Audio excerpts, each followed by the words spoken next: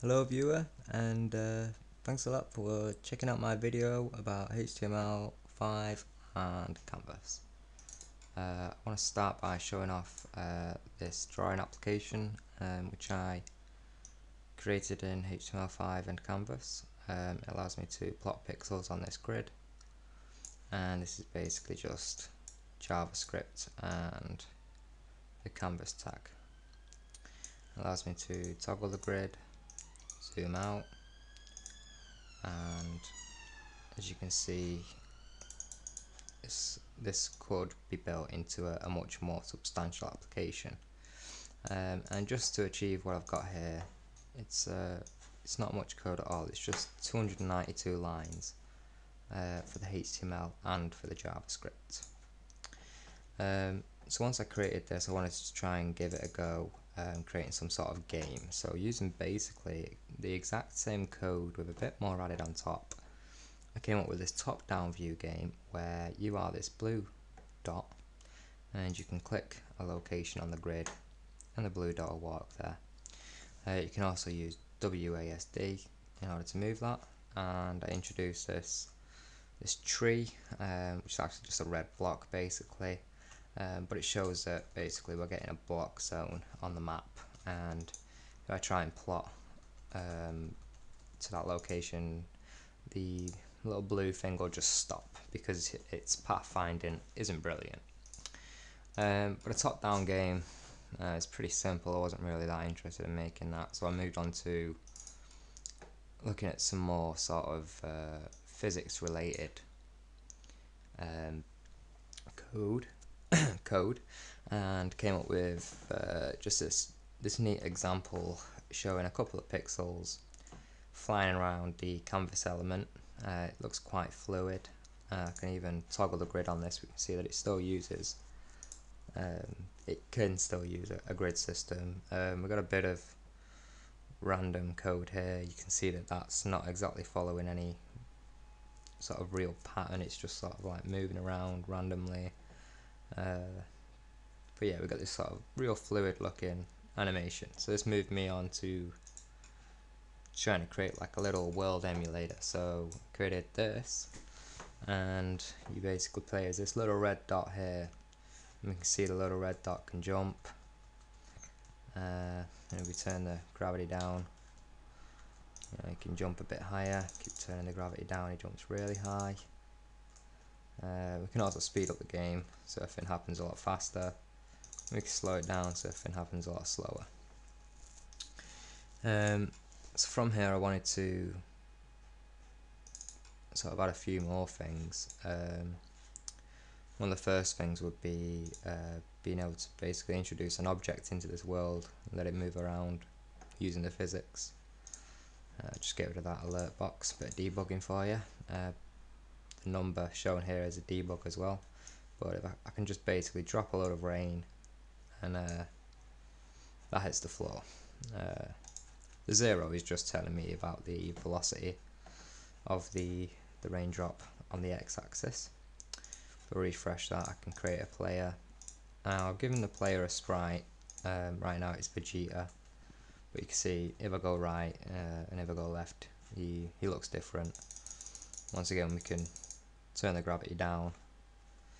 And a couple of things I wanted to also introduce was basically being able to draw, but then also let the player intersect with what you've drawn.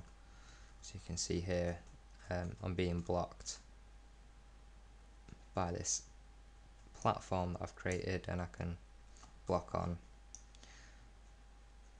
from the sides also, and from above. It's a bit buggy at the moment in this version, but in the next version it's a lot better. So in the next version, I sort of introduce a few more game concepts. It allows me to, in this version, create zombies, which are just basically these little blocks that move left and right, and if I introduce a player into the world, they'll follow the player. You see it's getting very laggy now, there's a lot of instances on the page. So if I load up the latest version, You can see if I create a player and create those zombies again, they're actually little Vegetas just like I am, and they will constantly run towards me to try and get me. Oh no. Just refresh, create that player again, show you a couple of the other things we've got around here. If you look here, we've got player bullets, health, kills. This is still a bit buggy, as you can see with the left hand side here, but if you look here, I can shoot bullets and they run out. The blue lines that you see coming off the bullets are actually block zones, so creating the vectors to calculate whether there are any block zones. So the idea is I could create the player, just move the screen over here, create a zombie, and the idea is I can shoot that zombie, he'll disappear, I get a couple of points for it. We can see up here, well, I must have created 2 zombies. I killed 2 zombies, yeah, lost a couple of bullets, but yeah, we got that impact. And if I create another zombie, hopefully he can take a bit of my health. We look up here, 80 health has been taken, but still that's still a bit buggy.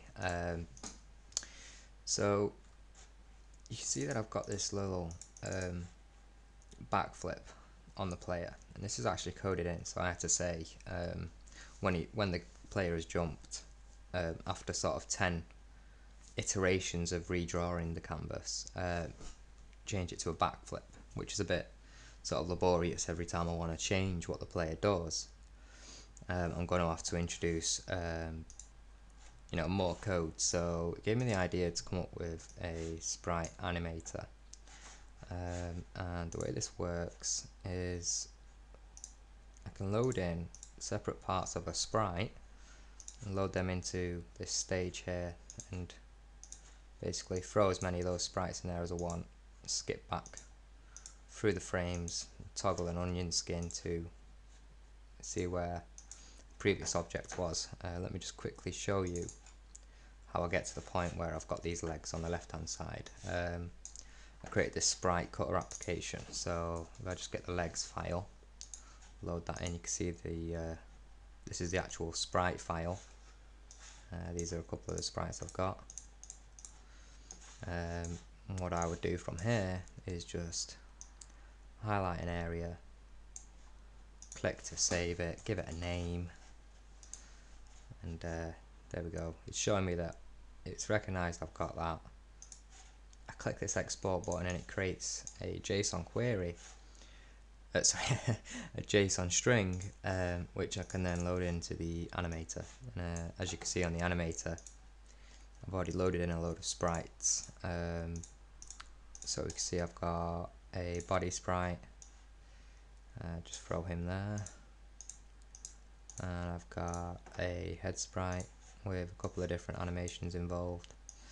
And as I introduce these to the stage, you can see that this area down here is getting populated, this stage objects section. Now if I click one of these, it's showing me what object I've got selected here, and this gives me a few more options, like moving the item using these buttons, which is basically pixel accurate, and I can also bring it forward or backwards, so give it some order basically. Looks like there's a bit of a bug in there which deselects it when I click that button, but I'll carry on showing you this.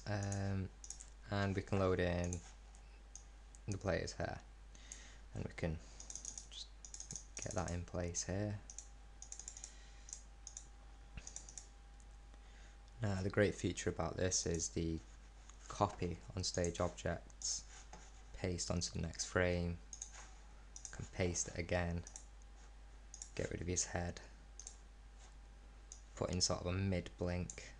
You can see that it's too far ahead of itself, so we can send it backwards, and just grab him again, put it into place, use the onion skin feature to make sure we've got it aligned how we want it. Just disable that, copy, paste onto the next frame, get rid of the head again, put in the blinking head, send it backwards, put him in position, and we've got 3 frames of him blinking. That last frame, it's a pixel off. There we go. And we can see we've got the character blinking. The sort of the play button is a bit buggy at the moment, but I'll try and show you this very quickly. Just copy that frame, paste him in there, paste him in there.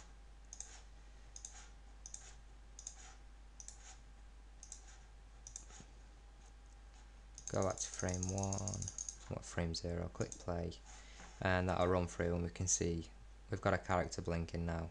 It's not brilliant animation, but it's the beginnings. You know, you've got the whole program here where you can begin to create the animations. So if I just stop that, here's the feature that we use most, the export feature. This allows us to save the animation in essence, and that'll be loaded into the game at a later stage. So if I refresh that and import that same animation that I've just created, press play, let it load. It's got to load each frame first, but once it's loaded the frames, it will play properly. So we can see it's pretty much loaded almost every frame now. Yep, there we go. So we can see we've got the same animation, and we can begin to basically dissect it if we want and make changes. And that about sums it up really. So those are the things that I've had to create in order to make my HTML5 game.